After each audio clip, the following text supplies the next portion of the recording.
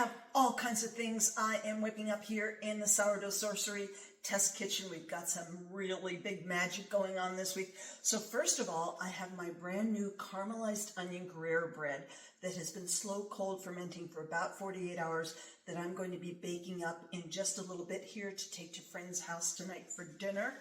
Can't wait to try that. That looks pretty darn amazing. Crazy busy week. On Tuesday, I have my holiday celebrations sourdough baking workshop. It's online, so there's still time to register for that if you want. And I'm just putting the finishing touches on my holiday recipe collection for the people who are registered for that. On Friday, I have my Sourdough Made Easy in-person workshop here at my house. So 2 workshops this week.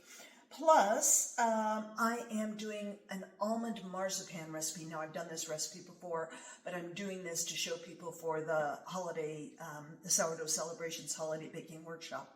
It's an amazing recipe, and it's so easy, and it is just to die for. And then I am doing a second stuffing loaf, Sourdough Stuffing Loaf, on Friday for my in-person Sourdough Made Easy workshop, because that stuffing loaf is so dang amazing. We gobbled it up, no pun intended. So I need to make a second one because I'm actually going to use it for the stuffing in my turkey on Thanksgiving.